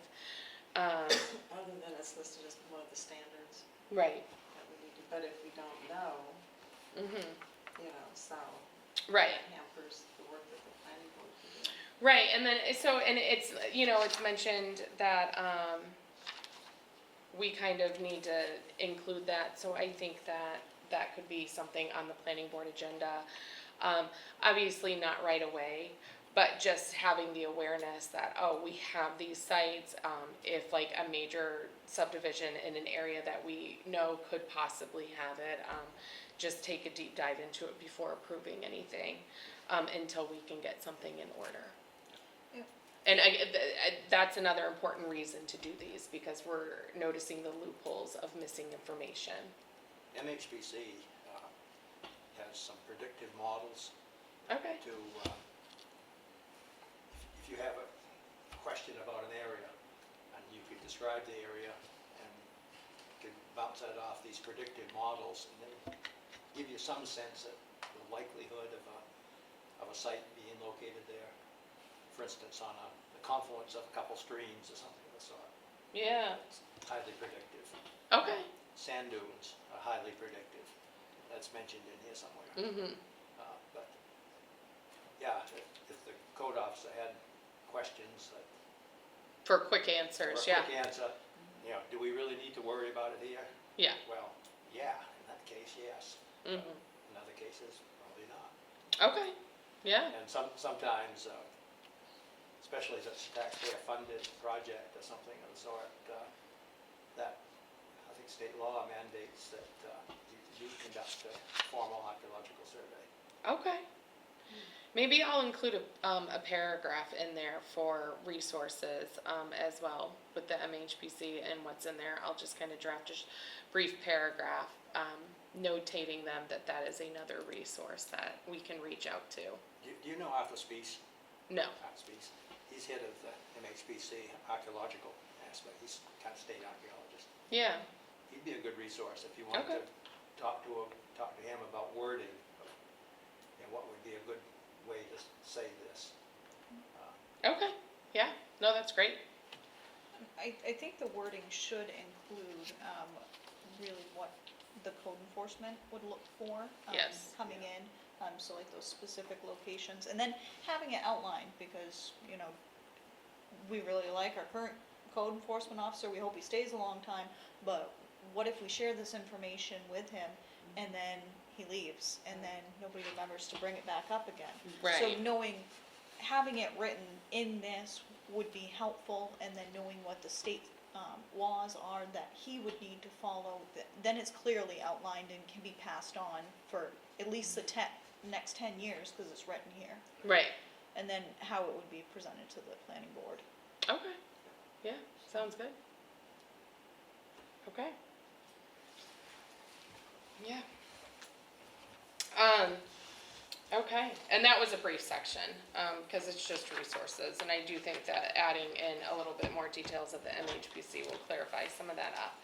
So now we're on to the main historic building structures and objects.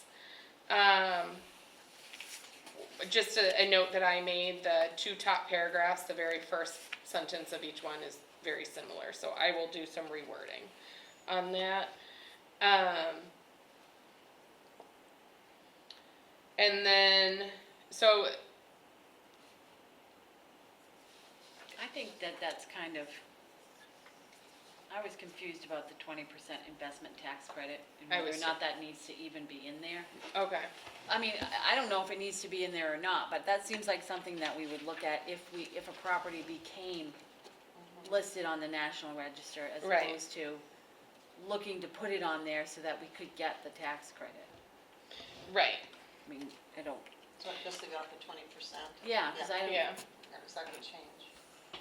Yeah, you're right, cause that could get adjusted, so I just wondered if it was still accurate and if it needed to be in order to qualify for the National Register of Historic Places, or, yeah, no, that's a good idea. See, some of these I thought they were already listed, not eligible, but they've already. well, we are listed. The public library has been on the National Register since 1989. See, I thought the Right. Congregational Church was on the National Register, but maybe it's not. I noticed that too. So this Old Point Sebastian Realm, again, the spelling is missing. Is that the same archaeological site, or is that something different? Or is this the Woods and Water?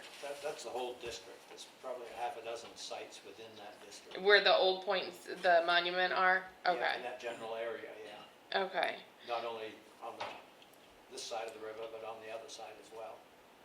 Yeah, and like you said, the library is already on the list. Yes, it has been.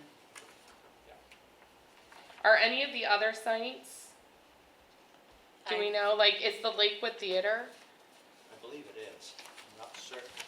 Jeff would know.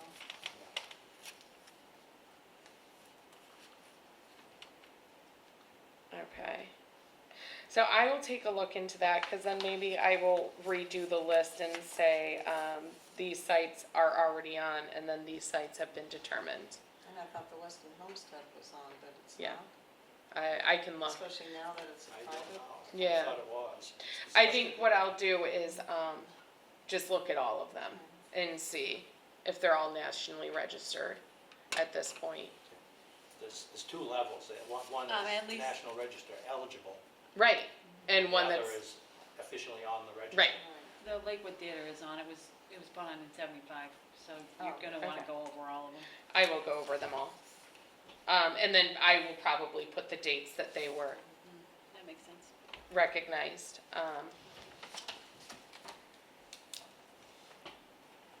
Okay. Now, the one thing I found interesting, and you can probably answer this, Julie, is like, so when Andrew Carnegie gifted the library, Yes. he paid $8,000 to construct the building to be matched by $800 from the town Per year. per year. Is that still in order? Well, I mean, so much has changed cost-wise, so has that cost changed? Because all it to run the says, library, yes. right, so, I mean, the It's per not year like- has been left out, so I'm going to add the per year. Yes. How has that evolved over the years? So, I'll try to give the condensed version. Okay, In 1903, the current librarian, who had worked for like 20 years with a group of, she refers to them as a group of young people. So they were probably in their teens and 20s when they first started.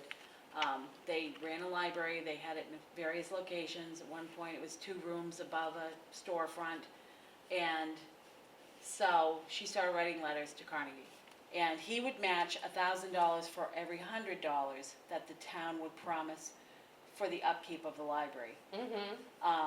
So in one of those letters that you'll be able to see on that website, it says, we're pretty sure we could commit to 500, and I'm paraphrasing, but we don't know if we can commit to 800. You figure, this is 1905. that's, right, that's It's a lot of money in I mean, 1905, you yeah, have to come up with 10% of, I mean, you're building a whole building with $8,000. right, and maintaining it with 10% of the cost. So some Carnegie libraries have closed. Some Carnegie libraries are now other entities. Mm-hmm. Many Carnegie libraries are still libraries. Madison Public Library just recently received $10,000 from the Carnegie Corporation of New York.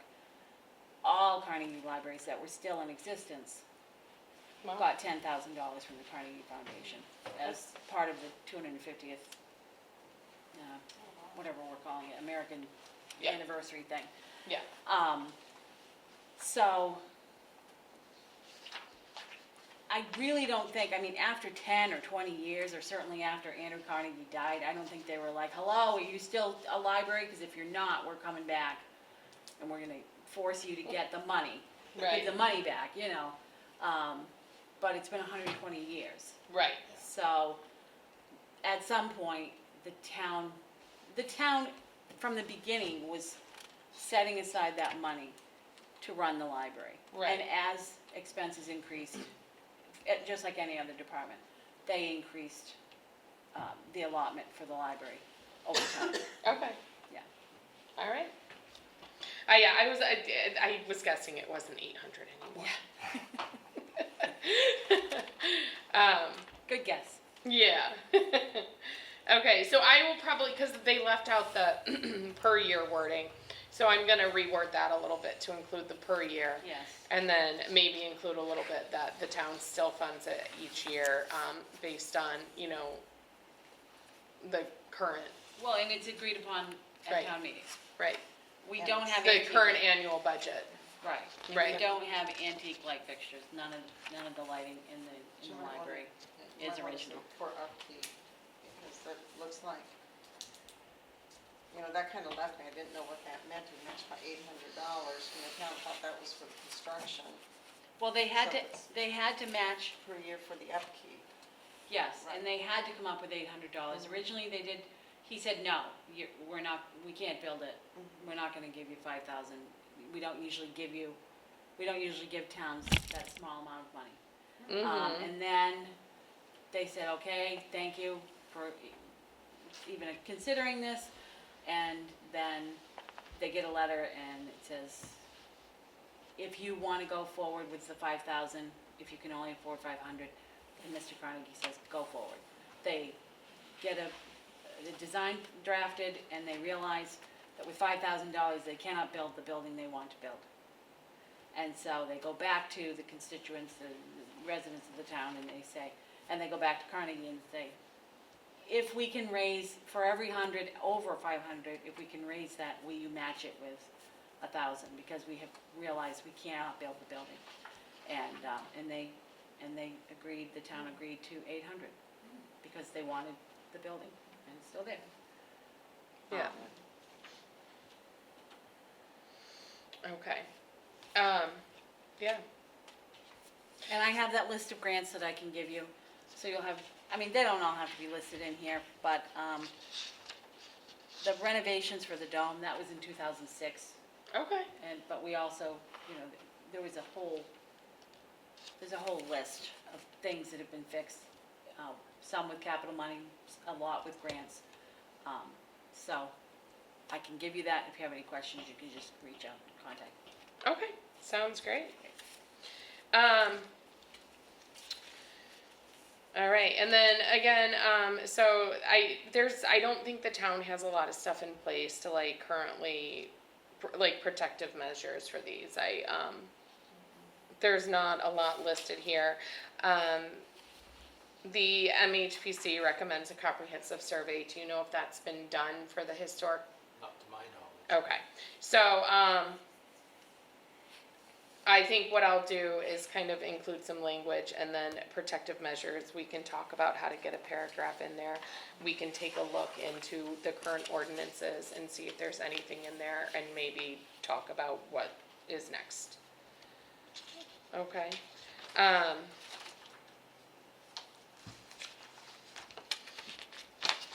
Let's see. Local historic sites and places. There is some missing information in there. The one I had a lot of questions about was the high school.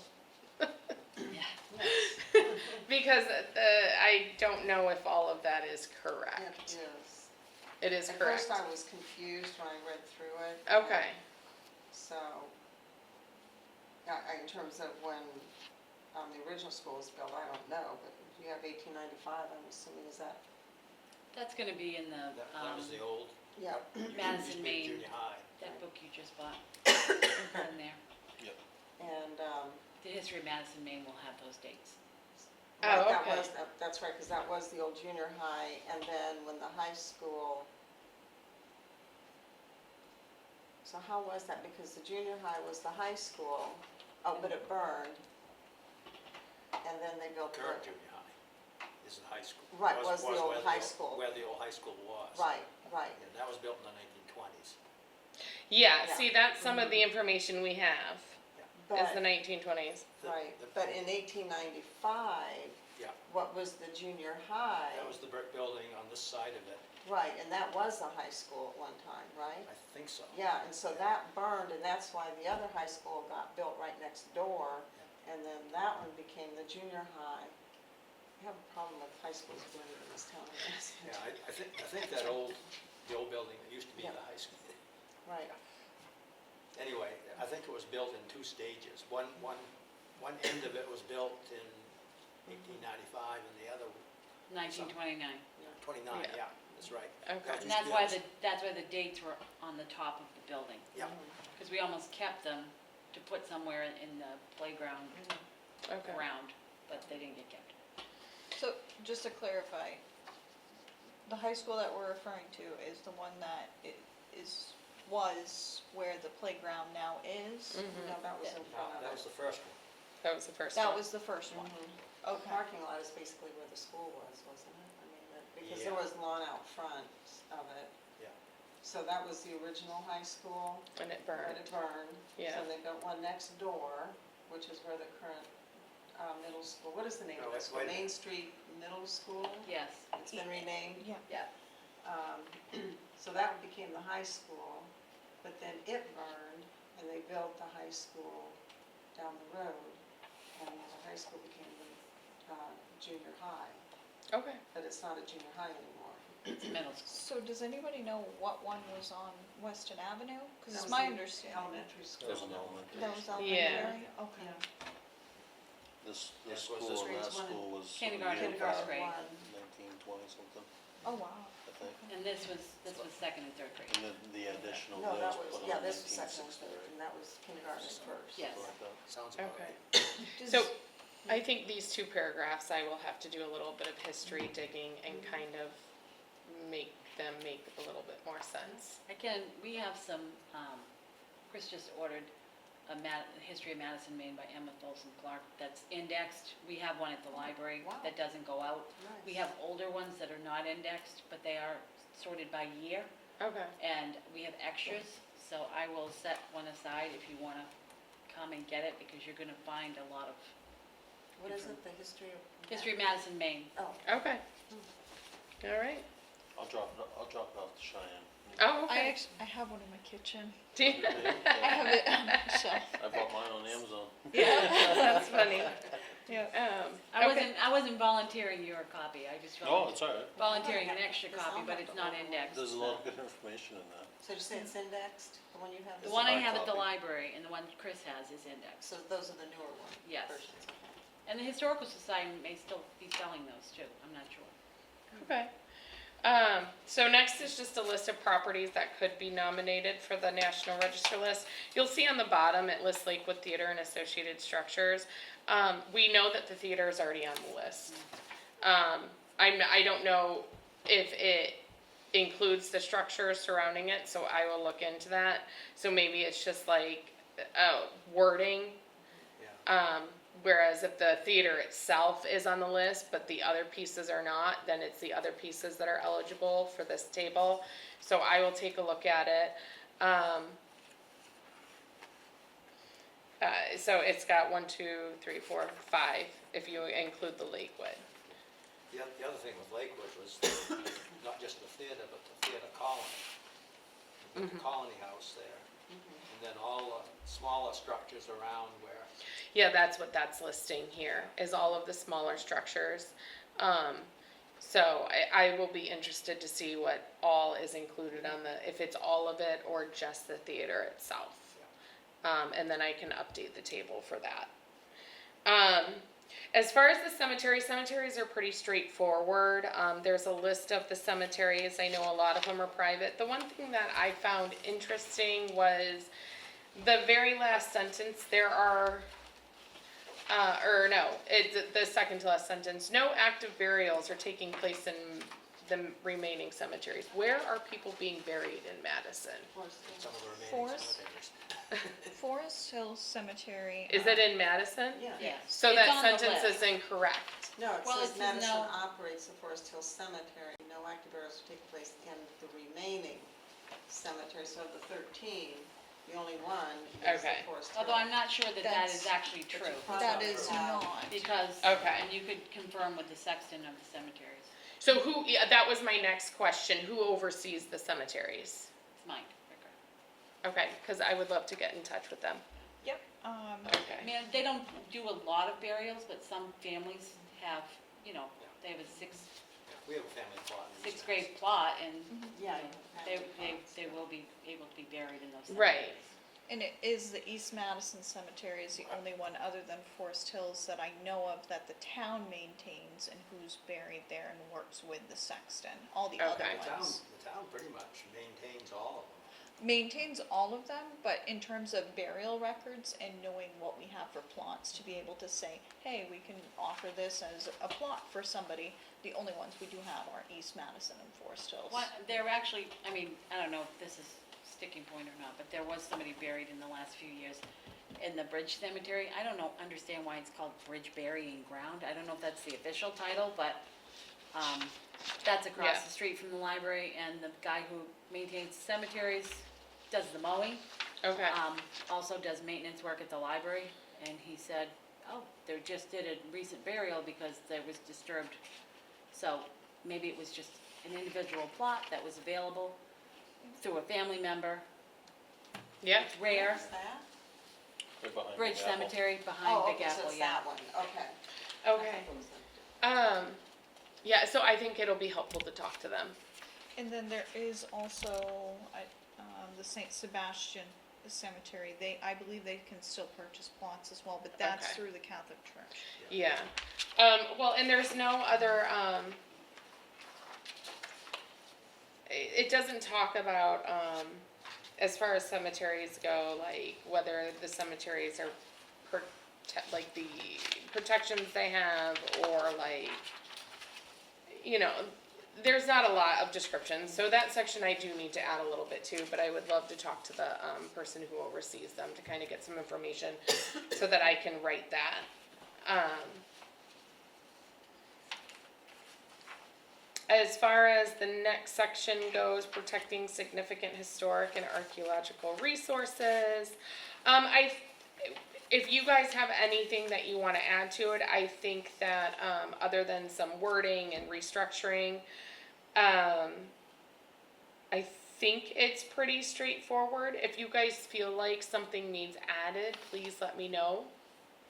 I do have a question. Yeah. Next to the last paragraph, is that pilgrimage still going on every year? I didn't even know there was a pilgrimage.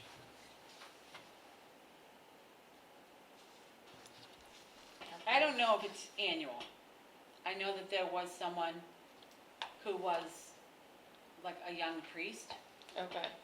and/or a young Native American person, but I'm pretty sure it was someone affiliated with the Catholic Church that was doing their own pilgrimage. But it was a number of years ago. Okay. You might be able to just reach out. The Catholic Church, it's for Madison, Skowhegan, and Bingham, but Okay. their office is in Skowhegan. So if you wanted to check that, you could call Christ the King Parish, I think that's what it's called, in Skowhegan, Okay. and they would know more about that. That sounds good. I can do a little bit of research on that. And then same for the existing land use protections. It kind of goes, like I talked about, like where some of the sites, some of them may fall in like the shoreland zoning and natural resource protection. I think what's key is kind of getting a hold of those sites and seeing if any of them fall outside of that, so that we know. And then, so this, and it's kind of tricky because I know you guys are getting ready to adopt a new site review, but this specifically discusses a site review ordinance. So we don't have a site review? We do, they're getting ready to adopt a new one. Oh, okay. But I was gonna try to read through it to see if any of that language is included in there. Okay. So it could be, because it hasn't been worked on yet. I don't think No, so. and it's not gonna be adopted till October, right? I think that's when we were talking about That's the. when we were talking about. So if we need to add language, we do have some time. Okay. But I think that, I mean, if we're getting ready to change some wording, if we need to add a little bit more, I think now is the time if we can fit it in. Okay. But that is in there. And the last time that was it site review, Mark, that Chris Hawk was here? Chris Hawk was helping us with site review and subdivision. He was. Yeah, and so he came through and went through the ordinances and updated them with us, Okay, so. that's good. So I don't know Yeah. if you would be doing that again, working with the planning board to update those ordinances. Yes, yeah. Amy, could I ask just a brief question? Yeah. I mean, maybe this isn't the time to be answering it, but, you know, we're going through all of this, and there's always this balance between preservation of history Mhm. and economic growth. Yes. So, is there some place in this whole thing that's gonna say, this is what the law says you have to do, or are the laws gonna be set specifically by the townspeople for Madison? Is there like a main law that says, too bad if it's 251 feet away from the shore, you can build there, or how does that work? No, so there are laws at both the state, the federal, and the local. Okay, And with a lot of stuff like this, a lot of it is left up to local because historic sites are very local. And like, you know, like to qualify for the national list, you have to meet certain requirements. right, So historic for local is gonna look different than historic for state is gonna look different for historic for federal. I just didn't know if there was Yeah. like a So, which is why, like, when we. law that said, this is what you must meet, or if they were like, well, you know, I mean, I don't know, if everybody agrees that we don't care. All of our ordinances are based on state law. Mhm. Okay. But then in certain parts, it's refers to local Right, Okay. actions that we want, Great. right, Okay. conditions. Yeah. Just curious. Like we had just, last year, I think it was, we had written a new, or revised the sign ordinance. And so the portion of that is based on state law, but then we have flexibility within that to establish some other parameters. Mhm. Okay. Yeah. Thank you. So I think that, for this, I think that I will take a peek at that and then see if anything needs updated since it's in the process. And then this goes over to say it's a combination of state and local oversight to protect the resources, which is what Mary just explained. So I think this is worded pretty well. If there's anything different in there that you guys feel we need to add, we can add. And I think on the very last 2 pages, like looking at the threats, we kind of went over all of those as well. And the one thing is like, you know, demolition of public structures, simply because of the lack of resources for rehabilitation. Which was why I was looking to some resources where we saw that grant to kind of take a look at for some of the historic properties. That's gonna be opening up here soon. So, Case in point is the Congregational Church, that it's up for sale and it's continuing to degrade over the years, so Yeah. repairs haven't been made on it, yeah, so. Yeah, those are all good ones. All right, let me see. So it looks like we are not gonna get into housing. We are just gonna do historical. We'll see if we can get through some of the policies and strategies here before we conclude.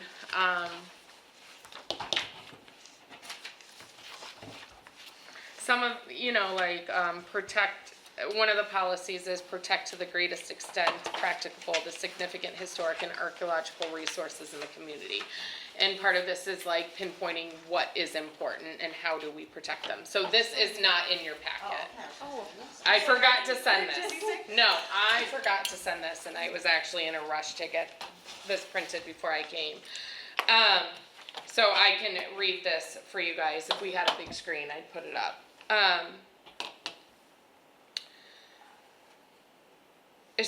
Some of it is like, one of the suggestions is seek federal, state, and private funding for restoration of historic properties, including historic tax credit programs.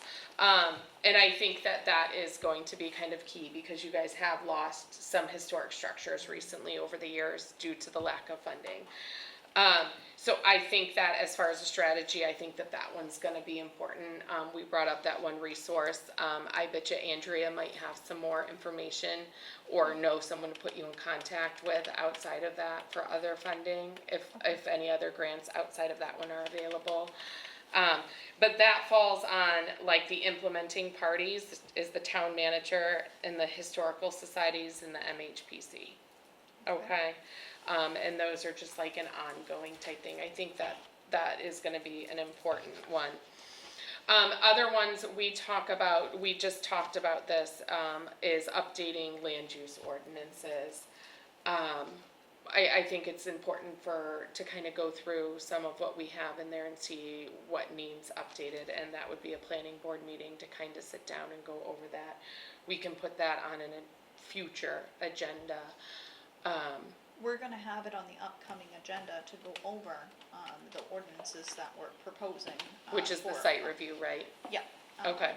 Because of the specific 15-foot setback. Yes. That we're trying to do within that, so, right now we have copies available to the public, so having had this meeting, now I can just let it be known to, well, we have the vice chair here, so.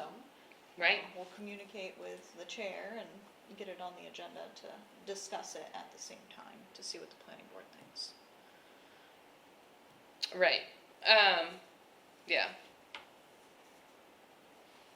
Okay, yeah, and we discussed all of these, and we think that it just, the meeting here, like the other one, for known historic archaeological sites and areas sensitive to prehistoric archaeology, which we know there are, through local land use ordinances, require subdivision or non-residential developers to take appropriate measures to protect those. And part of that is getting a hold of that survey and knowing exactly where they are. So as far as implementing party, I think that that's kind of like the town manager and planning board. And the CEO. And the CEO, yeah. Because it has to go before the planning board. Has to go before the CEO first, who brings it to the planning board. Yes, okay. Okay, and then final review, planning board. Okay. And then the other one's the adopt the land use ordinances, to incorporate maps, information provided by the MHPC, in their review process. So again, same, it's gonna be like CEO, town manager, planning board type thing.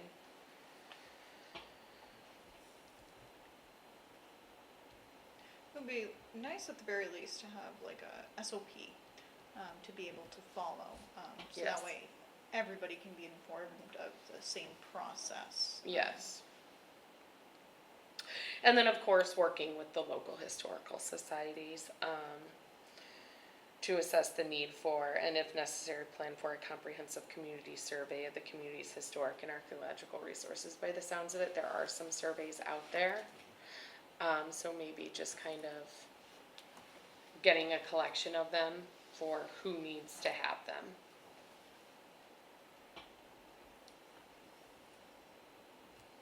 And that's gonna be historical and the MHPC.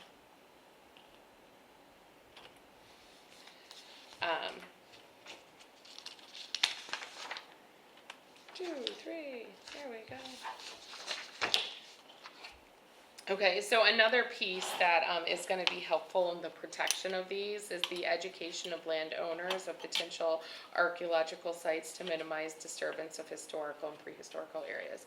And again, that just kind of plays into getting those maps and then putting them to town tax maps to see if people already own archaeological sites, and then kind of having an educational forum to show them where they are and say, these are kind of protected.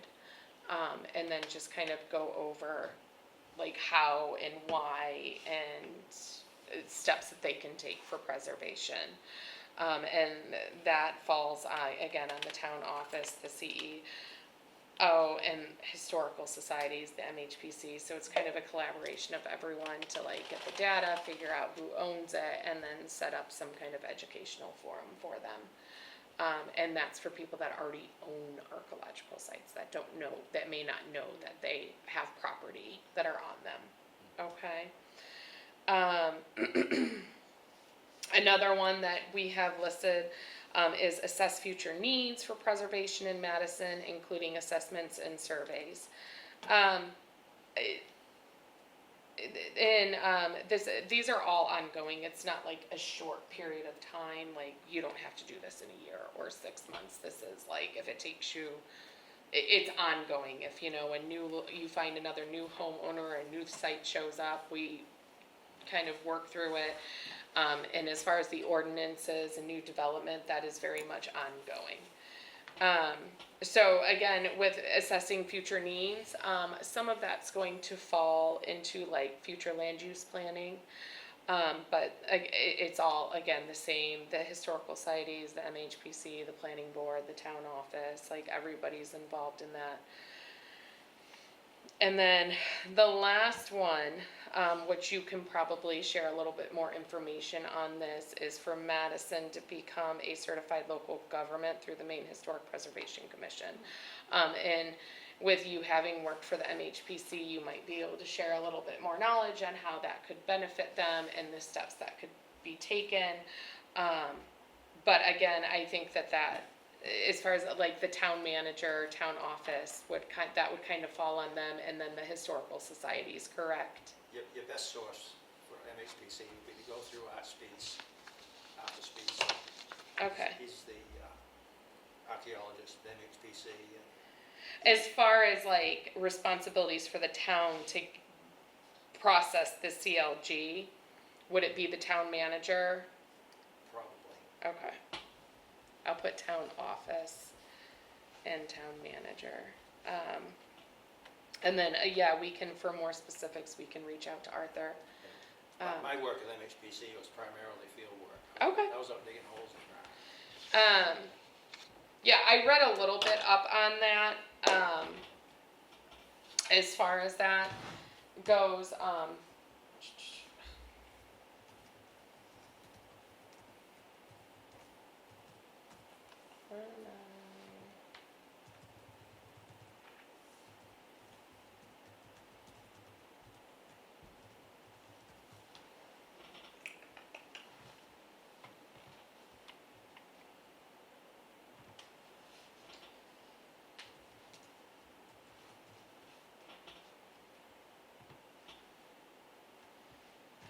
Okay, so becoming a certified local government, it gives you the ability to preserve structures that reflect the community's heritage. So it's going to give you a little bit more power back at the local level.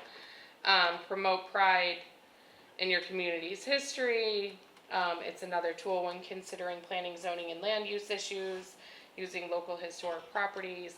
So it just kind of gives you a little bit more power. And then it gives these are the steps that need to be taken in order for you to become a CLG. There's actually only a handful in Maine that have been. Looks like mostly bigger. It is mostly like bigger. Bangor, Lewiston, Portland, York, Saco. Yeah. They're probably towns or cities that have historic districts. That's one of the, that is one of them. You have to, you kind of have to have a historic district. You also have to establish a historic preservation ordinance that includes protection for historic properties. I don't believe that Madison has a historic ordinance. Provide public education and participation, including nomination of properties to the National Register of Historic Places. You guys do have some of that. Conduct and maintain a survey and inventory of historic properties. That you have to have a historic district? I believe I read that somewhere when I was doing this a little bit more. Here we go. This is, So that would be why not many towns, small towns Right. around there. okay. Be interesting to know what qualifies as a historical, as a historic district. Right, How far back do you have to go? right. There's several different ways of looking at it. Like, could the initial village area be considered like a historic district? But what- The Main Street Village area, or even some of the parts of East Madison. Possibly. Yeah. The nearest one around here, I think, that you could call a historic district is in North Anson. Okay. There's 3 Greek Revival houses on Madison Street that are together listed on the National Register, I believe. And because they were designed by some known architect and, you know, Okay. So it says,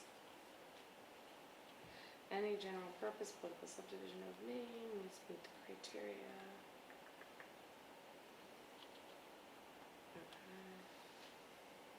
I just wonder, since the center of town moved so many times, if we would actually have a Right. consistent historic district. Is it Blackwell Hill? Is it East Madison? Is it down by the river?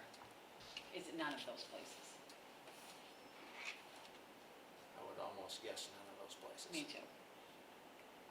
Okay. Federal minimum requirements for certification must enforce appropriate state and local legislation for the designation and protection of historic properties. Must establish an adequate and qualified historic preservation review commission by state and local legislation. Must maintain a system for the survey and inventory of historic properties that furthers the purposes of the act. Must provide for adequate public participation in local historic preservation program. I feel like Madison has a lot of history, but it also sounds like you'd almost have to either get a committee going to kind of oversee this, or have the 2 historic societies work together to oversee it. I mean, it's there.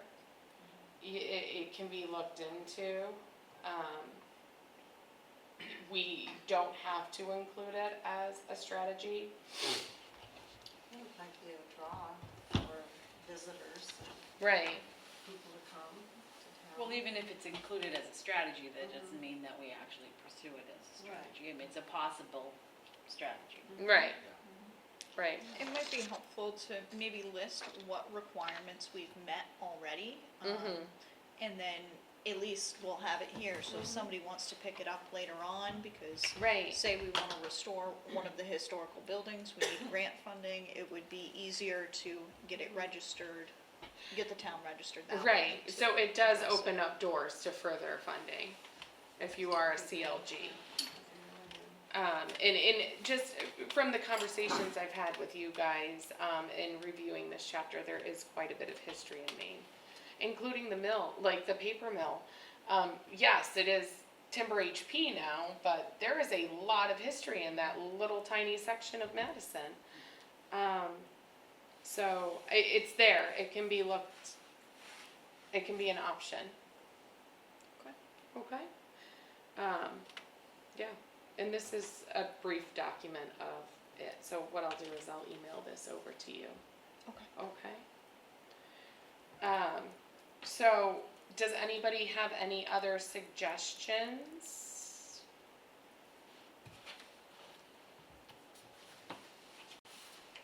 Or questions about the chapter we went over?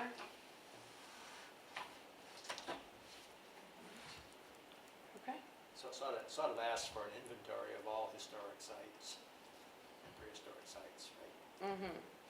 Yeah. Which it sounds like it's already been done. So it sounds like a lot of the work that is required for that has been done. It's just a matter of gathering it. And I think the other piece is getting the community more involved in the education of it, because it's here, but like how many educational events does the historical societies put on? Do you know, is there like out at Lakewood, is there like like some kind of event to celebrate the history of Lakewood, and during that event do like an educational session of the history of it and the growth of it for families.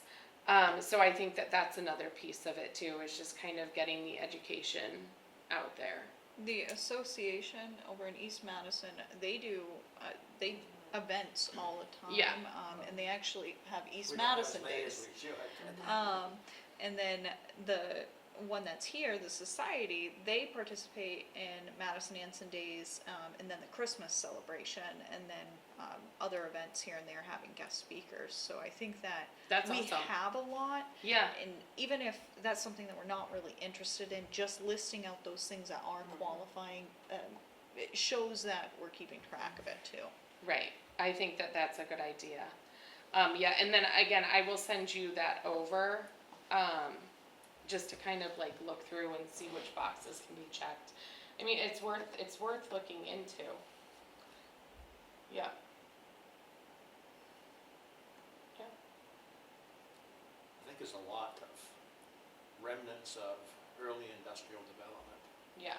It doesn't stick up above the ground much anymore, but remnants of dams on Jones Brook and West Runset Stream and, Right, but there's a lot of areas like that in the state that are part of preservations, and then there will be like educational, like it'll be kind of like fenced off almost. And then, the little sign in the ground, part of the preservation that describes the history of it and what the remnants are, and a lot of times it'll put a picture of what it actually looked like when it was originally built. So I mean, I wouldn't discount those sites, because there is a lot of history in Madison. Yeah. And if there are some of those sites that are already part of like preserved land, I mean, that would be, yeah. That's pretty awesome. I take my kids to stuff like that all the time.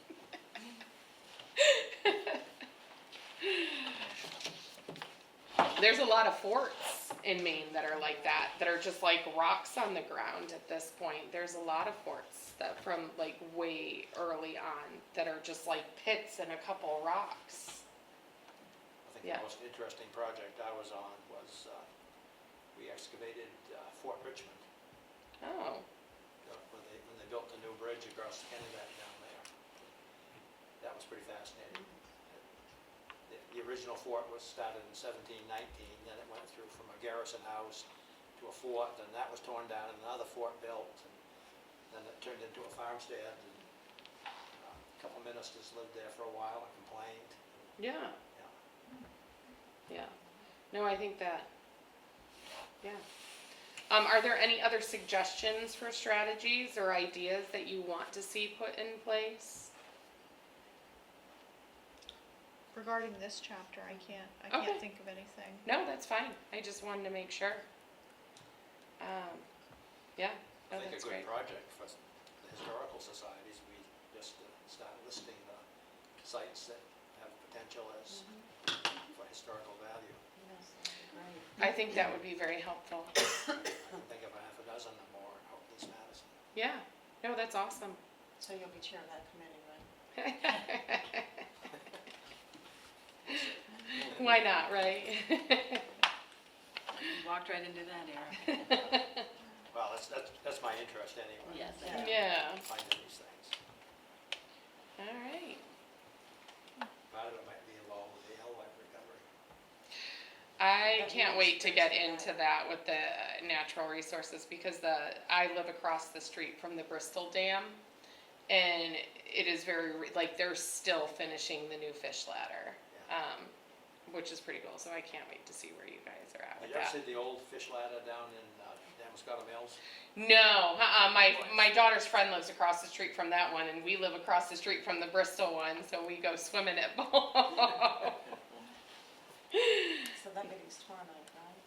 Pardon? That meeting's tomorrow night? No, Thursday. That's on Thursday. Which one's Oh, Thursday? right, this We is have Tuesday. what is it? How do you say it? Illinois. L-wise. Thank you. Is that gonna be live? I can, Zoom me?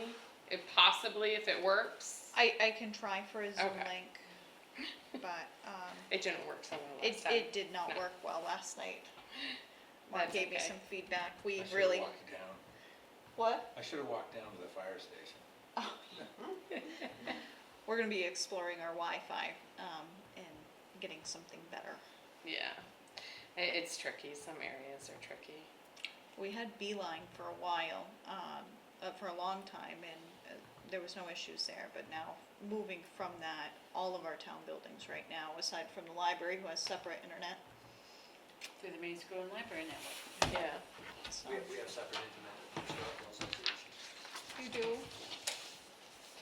Well- Yeah, Spectrum. might see if, do you think I can connect to that in the fire station?